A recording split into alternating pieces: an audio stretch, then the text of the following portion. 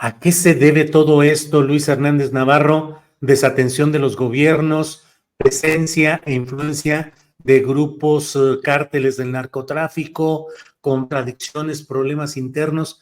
¿A qué obedece este éxodo a la inversa, como tú dices, que ahora mexicanos estén cruzando la frontera para cruzar por el terreno de los caiviles y buscar refugio y ayuda ahora en Guatemala? Pero ¿qué está pasando, Luis? Así es. Bueno, yo creo que hay un cóctel en Chiapas que ha hecho reventar lo que son las relaciones tradicionales de dominio y la gobernabilidad en la entidad. En ese cóctel se suman, por un lado, una disputa tremenda entre los dos principales cárteles que operan en el territorio nacional. El cártel de Sinaloa, que había venido controlando tradicionalmente todo el corredor del Pacífico, y el cártel Jalisco Nueva Generación. El punto de arranque de esta ofensiva es el asesinato de un personaje conocido como el Pony en diciembre de 1920, en el marco de esta guerra, y desde entonces hemos visto cómo se ha venido incrementando las disputas. Los habitantes de municipios como Frontera, Comalapa, Siltepec, etcétera, etcétera, narran de estos enfrentamientos tremendos en donde aparecen los famosos monstruos, esos vehículos blindados y artillados, y verdaderos combates entre estas dos fuerzas, en donde la población civil es, por un lado, tratado de reclutar forzosamente, por otro lado, es obligada a pagar derecho de piso en distintos lugares o es utilizada como escudo humana, ¿no? En el fondo, en trasfondo, está un hecho central, que es que Guatemala es como una enorme bodega en donde se concentran migrantes indocumentados, tráfico de drogas, armas, piratería, robo de automóviles. Y esa frontera de 650 kilómetros que hay entre Guatemala y Chiapas, pues es el cruce natural de muchas de estas mercancías y de estos seres humanos. Es un enorme negocio que está en disputa. Entonces, este es un primer elemento. Un segundo elemento es que no podemos olvidar que en el marco de lo que fue la estrategia de contrainsurgencia en contra del zapatismo, se formaron distintos grupos militares, paramilitares, con la protección, el armamento y el entrenamiento directo del ejército. Ahí está el convenio que firmó el general Mario Renán Castillo, entonces jefe de la zona militar, con el grupo Paz y Justicia de Samuel Sánchez. Los herederos de ese grupo, el grupo Karma, operan ahora como operaron sus ancestros ahí en Tila, por ejemplo, en el norte del estado. Entonces, este es otro elemento. Un tercer elemento tiene que ver con el desarrollo de bandas claramente delincuenciales ligados a cacicazgos específicos, por ejemplo, la de el grupo de los Herrera, ¿no? Dos hermanos que tenían su base de operación principal en el municipio de Panteló y que hoy están extendiendo sus operaciones al municipio de Chenaló y desplazando también población allá. Apenas el día de ayer en la comunidad de La Esperanza, ahí en la frontera entre el municipio de Panteló y Chenaló, desplazaron a 200 personas. Grupo es un grupo de pistoleros, malandrines, etcétera, etcétera. Tenemos también este mundo de la clase política chiapaneca, chapulinesca como poca, ¿no? Que ha pasado del PRI al Verde, a Morena, perdón, al PRD, se me olvidaba, y que ha establecido relaciones muy estrechas con la industria criminal. Tenemos grupos de pistoleros, pandilleros, etcétera, etcétera, como los famosos motonetos en San Cristóbal de las Casas, que aterrorizan a la población, cometen hurtos, robos, etcétera, etcétera. Y tenemos procesos muy profundos de descomposición de los cacicazgos indígenas, sobre todo a partir de la acción del Partido Verde, que se ha dedicado a fracturar estos cacicazgos que estaban en manos del PRI. Entonces, todo esto es un cóctel de consecuencias imprevisibles, y mientras esto sucede, pues nadie sabe dónde está el gobernador Rutilio Escandón, ¿verdad? Sí, Desaparecido, ¿no? Habrá que sí, buscarlo en Locatel seguramente.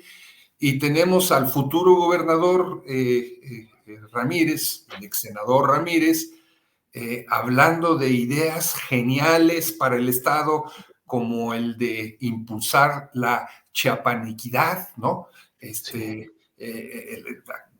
El que la entienda el concepto, por favor, que lo explique, ¿no? Porque un día se junta con los auténticos coletos, y habla de la chiapaniquidad de los auténticos coletos, otro con el cacicazgo chamul, etcétera, etcétera, pero no dice una palabra de este clima de enorme inseguridad y de crisis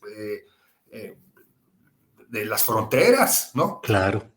Toda Ahora, la Luis, Chiapas-Guatemala es una zona de crisis. claro. Luis, estábamos acostumbrados mucho a ver las situaciones críticas en la relación del crimen organizado, la invasión de poblaciones, el control, pues sobre todo en áreas, pues sobre todo en el norte, que es pues una zona con mucha presencia de estos grupos del crimen organizado. En algunos otros lugares turísticos, donde hay alto consumo de drogas por los visitantes y por diversas actividades de diversiones y lúdicas y demás. Resulta a veces impactante ver que esto esté sucediendo en un estado como Chiapas, que tiene otras características, pero ¿por qué estará dándose este proceso de la mayor presencia de los grupos del crimen organizado en Chiapas? ¿Solo por una expansión de su mercado, por el fortalecimiento de la crisis de los migrantes, la trata de personas, los coyotes, el traslado hacia el norte? ¿A qué se debe que de pronto Chiapas, que siempre ha tenido otro tipo de problemas, ahora esté tan sumido en esto, Luis? Bueno, hablaba yo hace un momento de Guatemala como la gran bodega, ¿no? Uh -huh. El punto desde el que se trasladan todas estas mercancías a los que hacías referencia y a las que llegan, pues literalmente, no es exagerado el número, miles de migrantes indocumentados que buscan cruzar la frontera mexicana para llegar hasta Estados Unidos, ¿no? Eh, y hubo un momento, vamos a decirlo así, en el que los cárteles que operaban en la región, los Zetas en el norte del estado, Pacífico, o sea, Sinaloa en la costa del Pacífico, tenían cierto orden, ¿no? Cierta repartición de las rutas, de los mercados, de los territorios.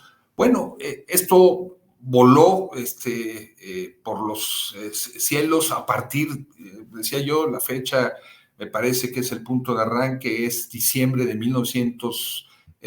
2020, Uh -huh. cuando se intensifica esta lucha de cárteles y de los ajustes, en donde un personaje ligado a Sinaloa, al Mayo, se dice, el famoso güero Pulseras, toma el control de las operaciones por parte de Sinaloa, y donde otro personaje de Jiquipilas, el famoso señor de los caballos, toma a su vez una especie de franquicia con el cártel Jalisco Nueva Generación.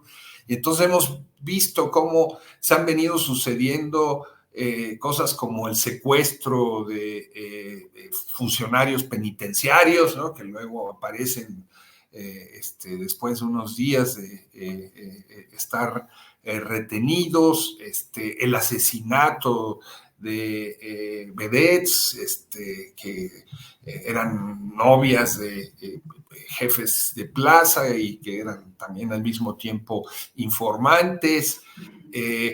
Un proceso de enorme descomposición, ¿no?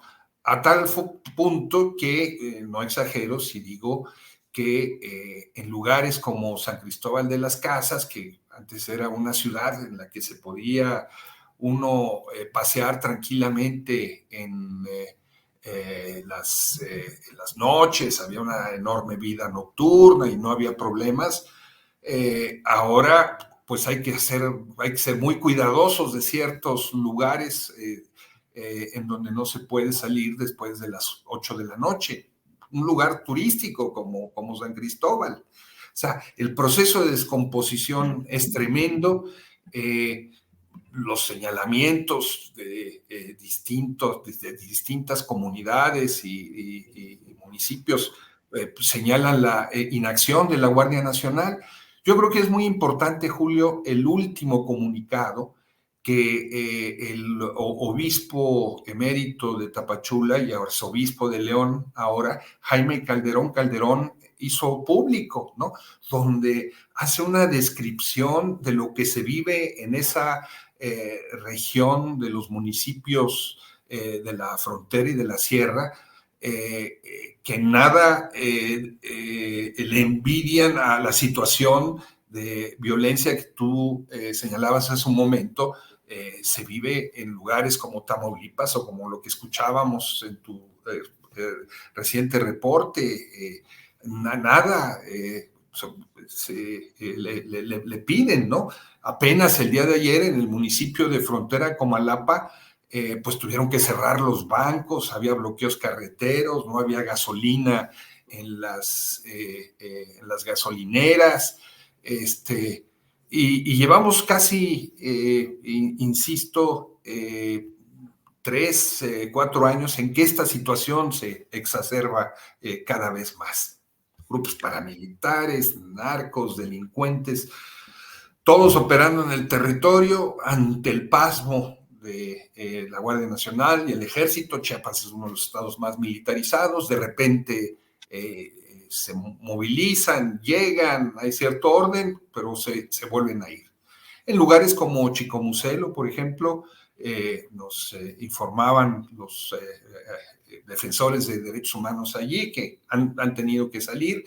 Hay 12 comunidades fantasmas, ya no vive nadie ahí en Chicomucelo, en esas 12 comunidades. Tuvieron que salir ante las tragedias que estaban viviendo. Sí. Luis, pues muchas gracias por este contexto y este reporte y esta exposición global de lo que sucede en Chiapas. Cierro solo preguntándote a qué atribuir el hecho de que el propio gobierno federal y por voz del propio presidente de la República suelen decir que en realidad las cosas no están tan graves allá, que no hay una crisis de inseguridad y que muchas veces son campañas mediáticas en contra del gobierno federal. Luis. Pues ellos tendrán que darnos una explicación porque los hechos están ahí, se agravan cada vez más. Tenemos, por ejemplo, las imágenes captadas por los fotógrafos de la agencia Cuarto Oscuro de fuerzas especiales guatemaltecas apostados en la frontera mexicana, ¿no? En trincheras construidas para la ocasión, con armas automáticas, enfocando hacia la frontera mexicana. Los hechos están ahí, se documentan día a día, no hay ninguna exageración. Si ellos no lo quieren reconocer, pues nos tendrán que dar una explicación de por qué no lo reconocen, igual que el próximo gobernador nos tendrá que explicar realmente qué es eso de la chiapanequidad, ¿no? Pues sí, Luis, y además con los antecedentes políticos, relación con el Partido Verde, continuidad del cacicazgo o la presencia de Manuel Velasco Cuello, la inacción del actual gobernador Rutilio Escandón, que como dices está desaparecido, pareciera que no hay perspectivas positivas en el próximo gobierno de Eduardo Ramírez, que no es sino la continuidad de otro tipo de política y de gobiernos estatales que han mantenido a Chiapas siempre en el saqueo de recursos, la colusión con los grupos tradicionales explotadores de la entidad. En fin, pues pareciera que no hay mucha expectativa positiva, Luis. No, también esperamos que nos explique por qué se llama el jaguar negro, ¿no? Sí. Es impresionante cómo las redes sociales ya está todo lleno de jaguar negro, y todos los concursos que están haciendo para la chiapanequidad tienen detrás un jaguar así como emblema. O sea, ya estamos llegando a extremos buquelianos, ¿no? Buquelianos. Ojalá que sea una exageración, pero esta idea de construirse una personalidad de red social, de superhéroe, ¿verdad? Evadiendo los problemas fundamentales de la entidad. Híjole, pues bueno, entramos a la etapa de la comicidad política en las alturas, mientras abajo y entre la gente en el pueblo siguen las cosas complicadas.